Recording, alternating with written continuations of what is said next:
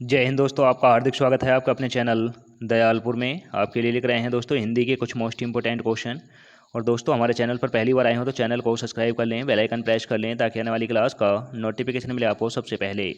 और दोस्तों क्लास अच्छी लगे तो अपने दोस्तों में ज़रूर शेयर करें। और इससे पहले की क्लास आपने ना देखी हो तो हमारी प्लेलिस्ट से जाकर इससे पहले की क्लास देख सकते हैं। और दोस्तों हमारे चैनल पर शाम 5:30 बजे आपको डेली टॉप हिंदी के 15 क्वेश्चन मिल जाया करेंगे, तो दोस्तों हमारे चैनल पर बने रहें। चलते हैं दोस्तों आज की क्लास के पहले प्रश्न की ओर। जैसे कि आज की क्लास का पहला प्रश्न है, चाय किस भाषा का शब्द है। तो दोस्तों चाय शब्द जो है यह किस भाषा का है। तो दोस्तों यह है चीनी भाषा का। चीनी भाषा का शब्द चाय है। तो दोस्तों इसका राइट आंसर हो जाएगा ऑप्शन नंबर बी। और दोस्तों इस क्लास में शब्द भेद से सभी क्वेश्चन लिए गए हैं। और दोस्तों इससे पहले की क्लासेस जो हो चुकी हैं उनमें अलग अलग चैप्टर वाइज क्वेश्चन हो चुके हैं। तो दोस्तों इससे पहले की क्लास आपने ना देखी हो तो इससे पहले की क्लास ज़रूर देख लें।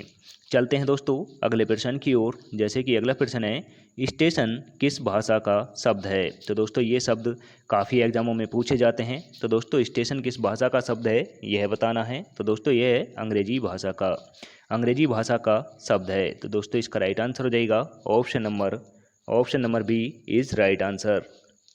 अब चलते हैं दोस्तों अगले प्रश्न की ओर। जैसे कि अगला प्रश्न है, संकर शब्द का अर्थ है। तो दोस्तों संकर शब्द किसे कहते हैं यह बताना है। तो दोस्तों यह कहते हैं दो भाषाओं के शब्दों से मिलकर जो बने शब्द होते हैं उन्हें संकर शब्द कहते हैं। तो दोस्तों इसका राइट आंसर हो जाएगा option number D is right answer. दोस्तों वेरी इंपॉर्टेंट है, इसे आप डबल स्टार लगा कर नोट करें, यह आपको काफ़ी एग्जामों में मदद करेगा। अब चलते हैं अगले प्रश्न की ओर। जैसे कि अगला प्रश्न है, दोस्तों रेलगाड़ी शब्द जो है यह किस भाषा का शब्द है। तो दोस्तों रेलगाड़ी शब्द जो है यह संकर शब्द है, यानी दोस्तों दो भाषाओं से मिलकर बना शब्द है। रेल जो है दोस्तों, रेल इसमें अंग्रेजी शब्द है और गाड़ी दोस्तों हिंदी शब्द है। तो दोस्तों यह रेलगाड़ी शब्द दो भाषाओं से मिलकर बना है, अंग्रेजी और हिंदी की। तो दोस्तों यह हो जाएगा संकर शब्द। तो दोस्तों इसका right answer option number D हो जाएगा। अब चलते हैं अगले प्रश्न की ओर।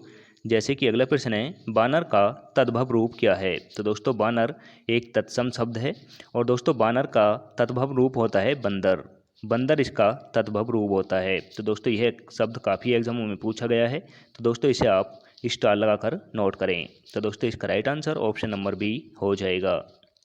अब चलते हैं अगले प्रश्न की ओर। जैसे कि अगला प्रश्न है, दर्शन का तद्भव रूप है। तो दोस्तों दर्शन शब्द का तद्भव रूप कौन सा है। तो दोस्तों दर्शन का तद्भव रूप हो जाएगा दर्शन। ये दर्शन हो जाएगा। तो दोस्तों इसका राइट आंसर हो जाएगा ऑप्शन नंबर बी। अब चलते हैं अगले प्रश्न की ओर। जैसे कि अगला प्रश्न है, निम्न में कौन सा शब्द तत्सम है। तो दोस्तों इसमें तत्सम शब्द बताना है।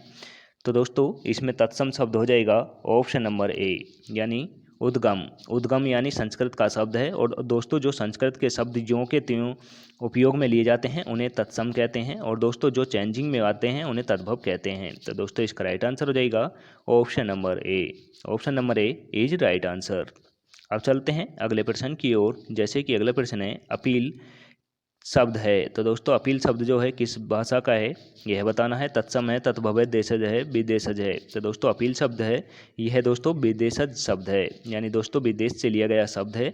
तो दोस्तों इसका राइट आंसर हो जाएगा option number D. Option number D is right answer. Appeal शब्द दोस्तों विदेशी शब्द है। तो दोस्तों इसका right answer option number D हो जाएगा। अब चलते हैं अगले प्रश्न की ओर। जैसे कि अगला प्रश्न है, मगही शब्द है। तो दोस्तों मगही शब्द जो है यह किस भाषा का है।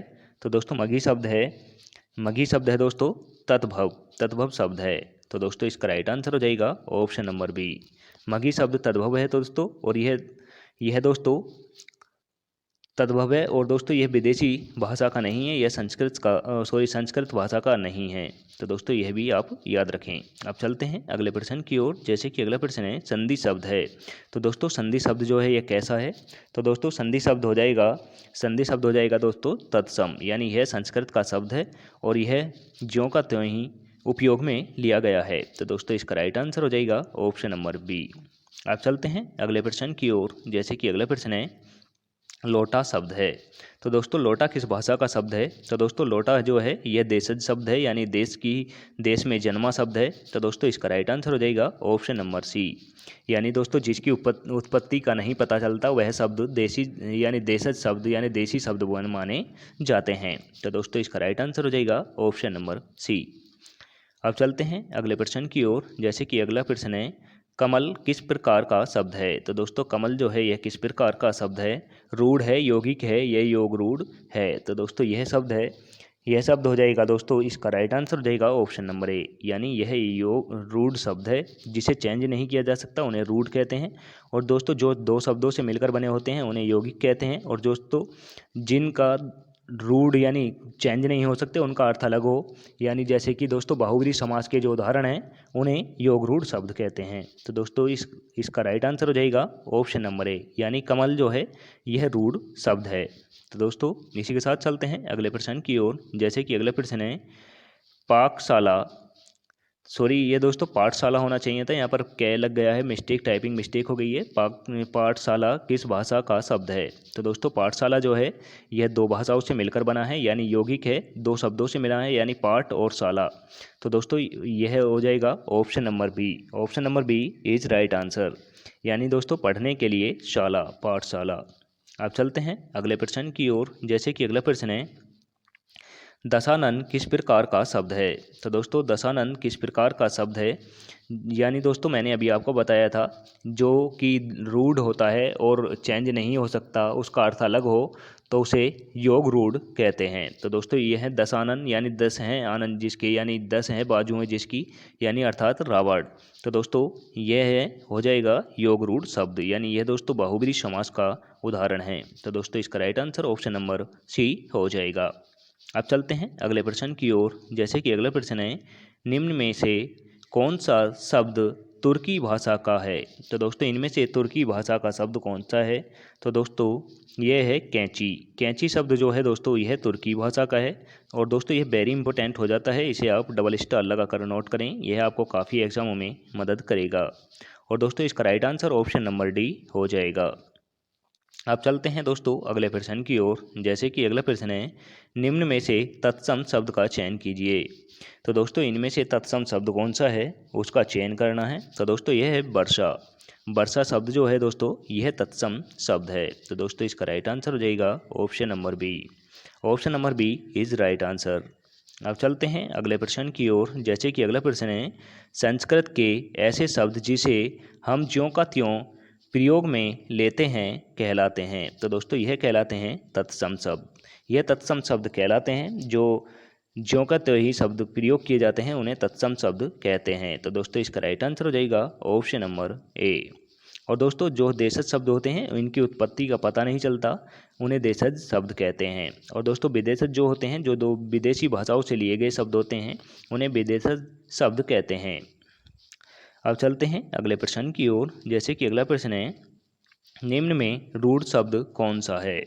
तो दोस्तों इनमें से रूढ़ शब्द कौन सा है? रूढ़ शब्द है दोस्तों विद्यालय, पशु। पशु दोस्तों इसमें रूढ़ शब्द है, यह दोस्तों चेंज नहीं किया जा सकता। तो दोस्तों इसका राइट आंसर हो जाएगा ऑप्शन नंबर डी। अब चलते हैं दोस्तों अगले प्रश्न की ओर। जैसे कि अगला प्रश्न है, नीचे दिए गए विकल्पों में से तत्सम शब्द का चयन कीजिए। तो दोस्तों इनमें से तत्सम शब्द कौन सा है? तो दोस्तों तत्सम है गोधूम।